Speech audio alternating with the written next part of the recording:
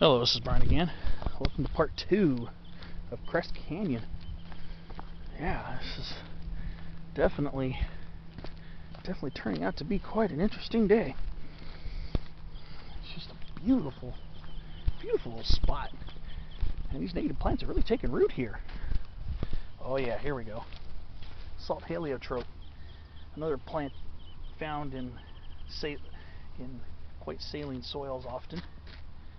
Look at that. Heliotropium curasavicum bradyoculatum.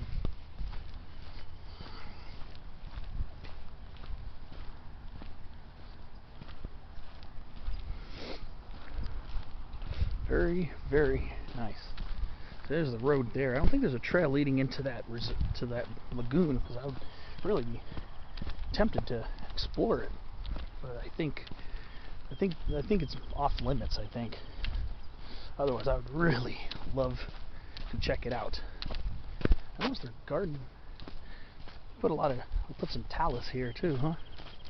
Very interesting. Oh, a little Tory seedling. Wonder how long ago they started this project. Some more medium-sized Tory pines poking out in there.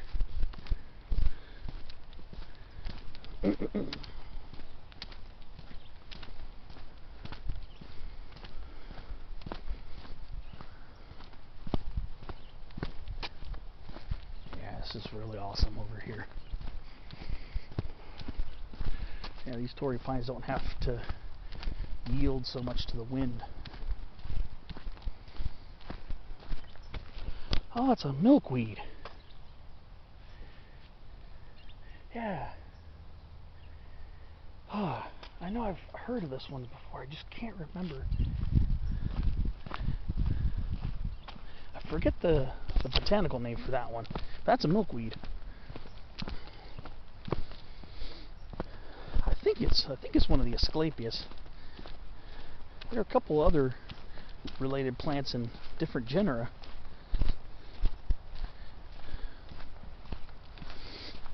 I don't know if it's still current, but I know there was a Sarcostemma and a Funastrum. But I'm pretty sure that was an Asclepias. Look at this big salt bush. This one's a male. These ones are supposed to be male and female plants, separate, dioecious. This is a male plant right here. I can see all the male flowers on it. Beautiful plants, man. Yeah, this looks like we're the figure 8. Maybe it doesn't. So you can see there's a part of the trail over there. Of course, I'm planning on exploring both sides of this. Of course, that's the plan. I want to get a nice, comprehensive exploration of this area. This is not a very long, extraordinarily huge hike in that sense.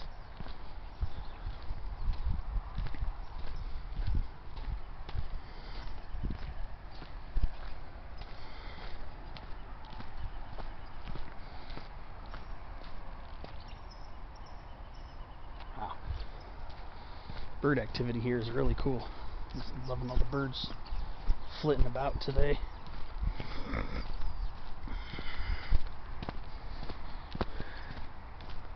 Oh, I think that trail just meets up over there. I don't know. Whoa.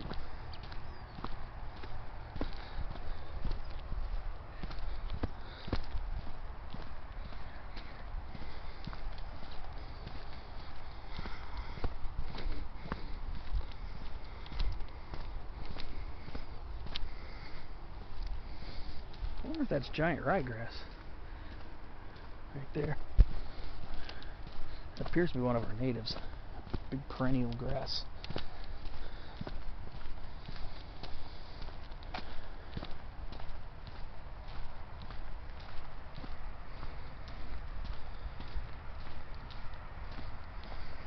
Now we're getting close to the road actually already.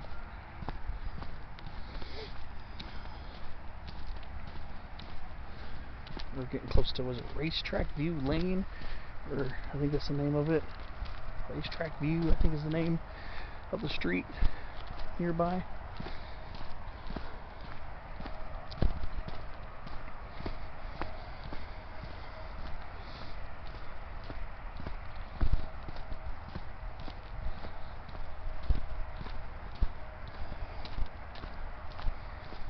Ooh, even a baby elderberry.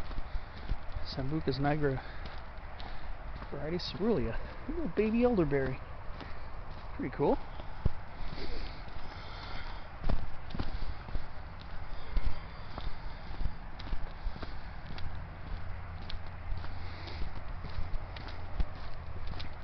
Yeah.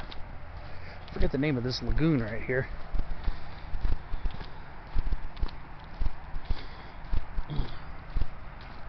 There's a lot of them along the central San Diego County coast, so it's hard to keep track of them sometimes for me. Maybe I'll see an interpretive sign or something. Yeah,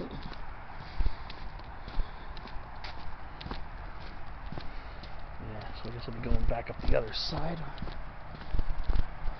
I see somebody jogging over on that side, so there should be some trail over there.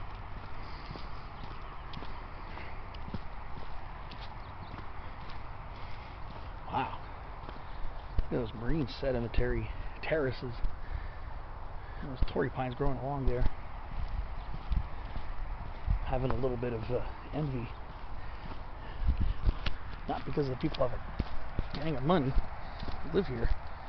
It's because of the trees growing around here.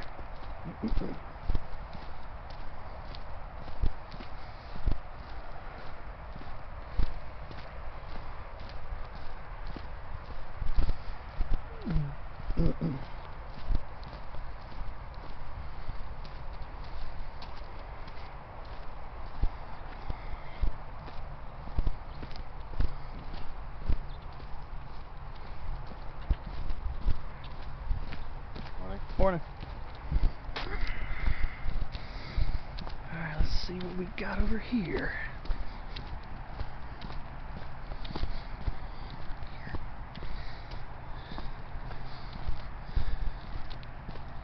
Oh, it's San Dieguito Lagoon. Alright. Yes, it's a wildlife refuge. But I can look at that informational kiosk.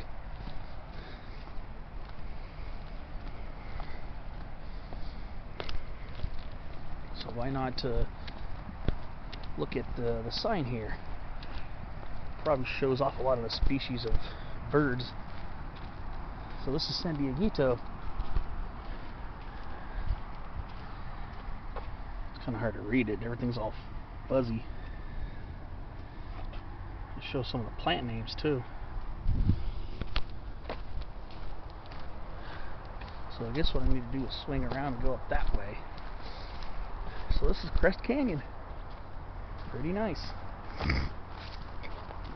I know all the wires and little planting terraces look a little stark and stuff, but just doing what they got to do to help reestablish the native plants. But look over here. That whole slope right there, all covered in Rhus integrifolia, all covered in lemonade sumac or lemonade berry. The whole thing is just covered in it. I'm going to go just a little bit closer and try to stay out of the road as much as possible. But yeah, Rhus integrifolia. Yeah, this is a plant I really highly love to see. But yeah, this whole slope right here is covered in it. A whole thicket of lemonade sumac. Except there's one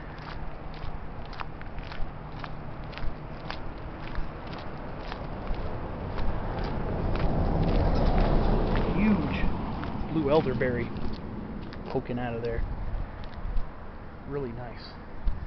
The rest of this is just all Rus integrifolia. You know, I mentioned in my spotlight on Rus integrifolia that this plant can cover pretty much entire slopes in a relatively monotypic stand. Very extensive thickets of this shrub. It's just absolutely amazing how much acreage those things cover. I just find it so fascinating. It's also a good place to see Audubon cottontails. I've seen a couple of them hopping around. There's a... whoa. Yeah, I've seen a few of them already hopping around, especially early in the morning. It's a good place to see cottontails. And I can see my trail. It's going to go winding up that side there. I started off on this side of the canyon, and then I ended up on this side. So, I'm going to start the hike going up the other rim of the canyon.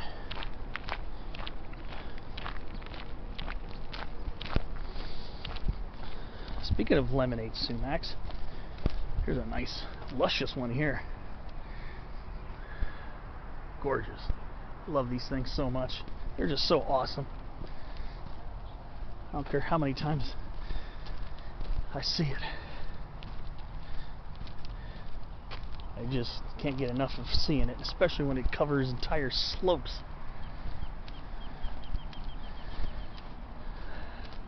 Some more four-winged saltbush. So apparently we have both varieties here. Variety, yeah, Atriplex canescens, variety canescens, and canescens variety linearis. I've seen both of them here actually, it looks like.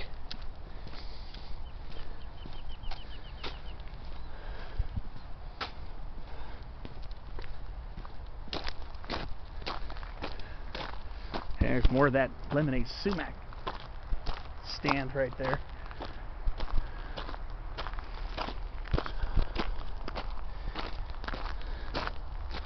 This is really neat. This is a cool little canyon. This is definitely a botanist's paradise here. Whether it's plants that you see anywhere in the coastal regions, like this humongous sagebrush here. It's probably about 6.5 feet tall. Big as some of the Great Basin sagebrushes. Pickleweed. Okay, I could tell. I can see the flowers at the top. So that's Salicornia pacifica. Let's see. I'm trying to tell with this one. Yeah. This looks like Salicornia pacifica. So everything's at the top, it looks like. But it's really not the flowering season, so I'm really not 100% sure. But see, if the flowers are at the tip, towards the tip of the stem, it's Salicornia pacifica. If the flowering is significantly below the tip of the twigs, and this, yeah, see, it's really hard to tell because the flowers are really small on these pickleweeds. It's also called glasswort too. But if you look carefully at the very tip of that little twig, there's some little filaments. Those are the flowers. And it's at the tip, so that's Salicornia pacifica right there.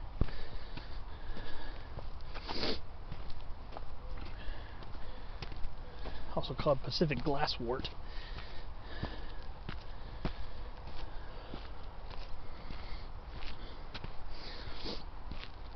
Those are the pickleweeds. Both main species of pickleweeds here are quite similar, so you have to kind of wait for them to flower. This is another Salicornia pacifica. Waiting to see if I can see an Arthrocnamum subterminale. That's the other perennial. There are two main perennial ones. Arthrocnamum subterminale and Salicornia pacifica. There's an annual species, it's a Salicornia bigelovii, That's an annual, much tinier little plant body. I don't know if that's going to be found this far away from the water or not. I don't get the impression to be found this far away.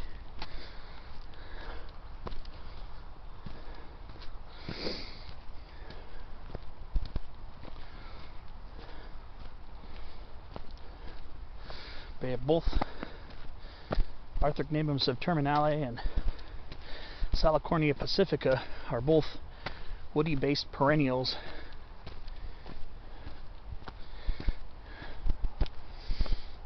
In the Canopodiaceae. But I think I might have read somewhere that Canopodiaceae might be merged into Amaranthaceae, so I have to do a little more checking up on that.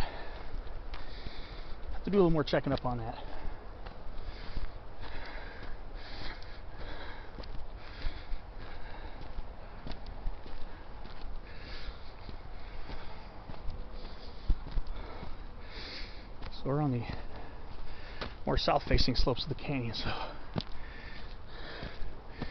it's be a little bit different over here. We're climbing up quite a ways. It's not a huge elevation change, but it's just amazing to see Pacific glasswort or pickleweed this high up. I didn't expect to see it here.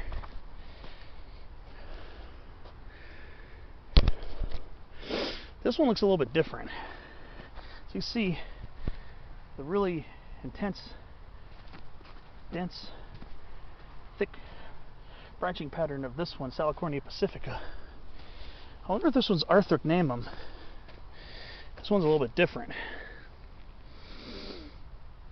I don't see any evidence of any flowers, but you can see this one has a looser branching structure. Can't say 100%, but I think this one's Arthrocnemium subterminale. I think this was the Arthrocnemium one, but I don't see any flowers on it, so I can't really say for sure. You can see that, again, branching structure is a little looser, not quite as dense. Yeah, I think this one's got to be subterminale, because I see the flowers a little bit below the tip of the stem. So I think that one's Arthrocnemium subterminale. If I find out differently, I'll leave a remark about it. But you can definitely see a difference in the composition of the plants. One of them's got thicker stems, which I believe is the Arthrocnemium, and then the other one's got thinner, more densely packed stems, which is definitely the Salicornia. I know I only use a cautionary, qualitative explanation because plants can be very morphologically different sometimes, but the difference is quite noticeable looking at these densely packed stems here on this guy and the more lightly packed stems on the other one. So I'm pretty sure those are both species right there.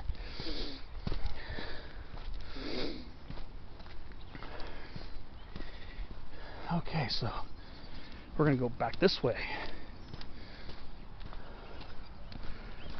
Very interesting.